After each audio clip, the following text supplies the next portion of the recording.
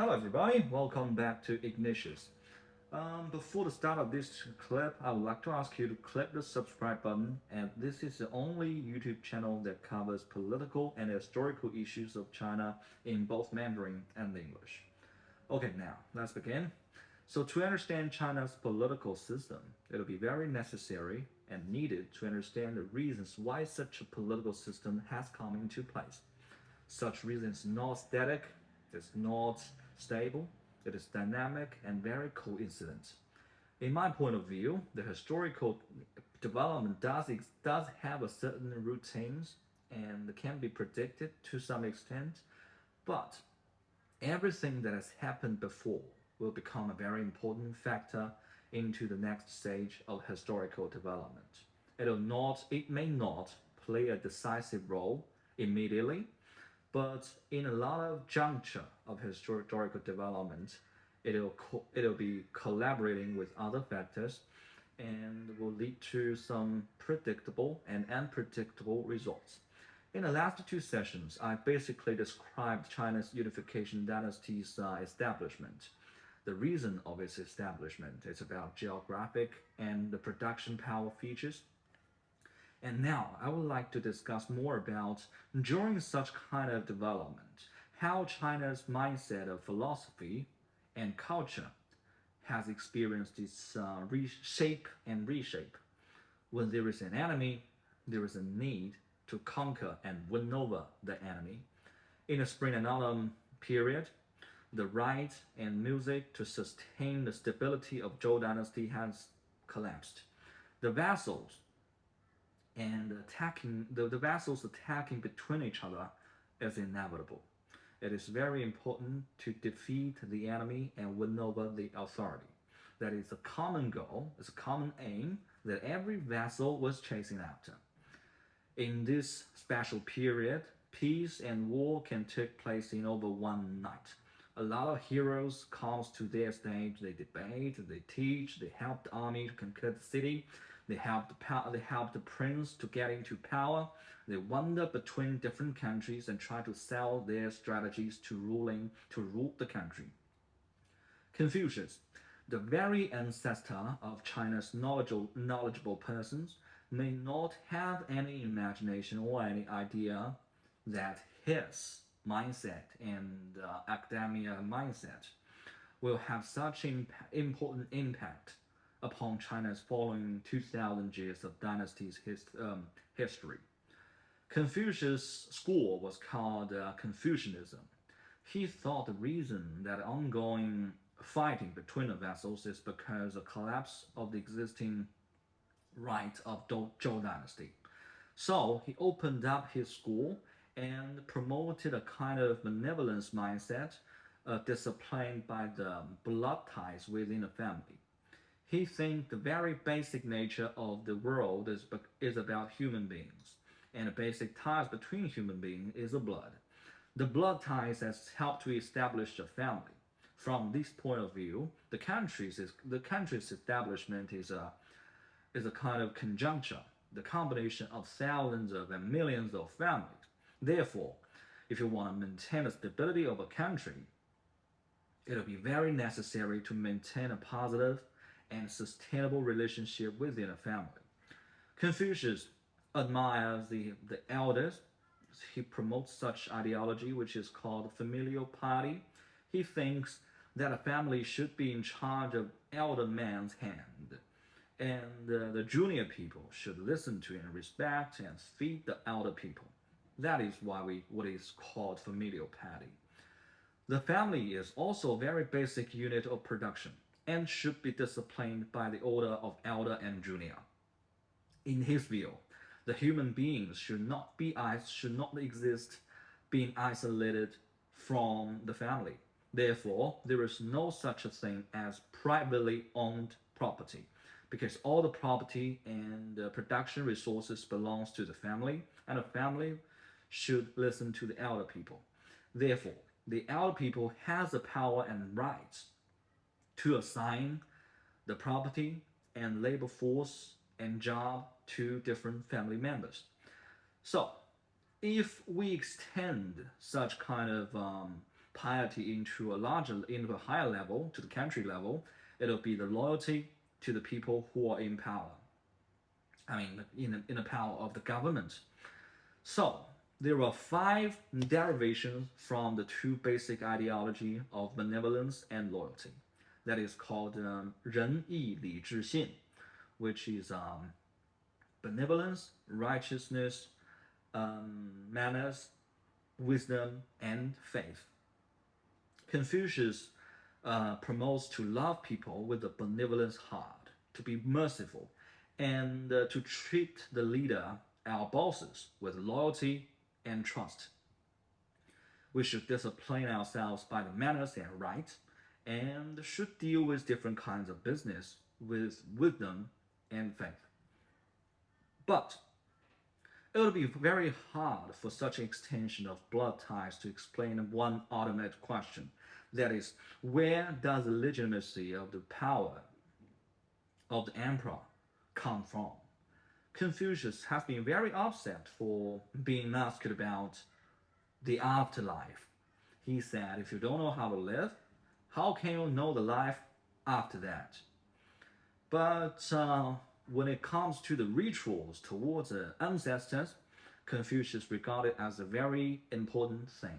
He thinks we should treat the dead people as if they were alive. People think that if the dead people do not have a conscience, then there is no point to bury them with treasures because they cannot feel it. But if there is a soul of the dead people who is observing this world, then there must be existence of the God. So why don't we talk about it? From this kind of debate, it can be seen that Confucius' school is not complete yet, or at least he's not willing, or he hasn't explained what is the mandate of heaven. And from my view, I think such kind of incompleteness can be compensated by another school, that is Taoism. I mean, if you were born on this earth, you must have heard of two Chinese characters that is called yin and yang. The lightness and the brightness and the darkness. So, the combination of yin and yang is called Tai Chi. In a Tai Chi diagram, the brightness contains darkness and the darkness contains brightness. That is a kind of mutual influence of each other.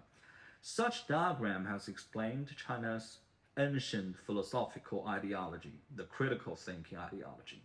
The Taoists believe that extreme darkness has invented a brightness, and the extreme brightness is the start of darkness. The absolute kindness will be the start of absolute evil. The absolute right will be the start of absolute wrong. Taoist has called and concluded everything in this world and its development routine as Tao. But this Tao is too big, is too loud to be heard, and too big to see its form. So people can only use different analogies and metaphors to getting close to it and conclude it, but will not be able to express it via logical words.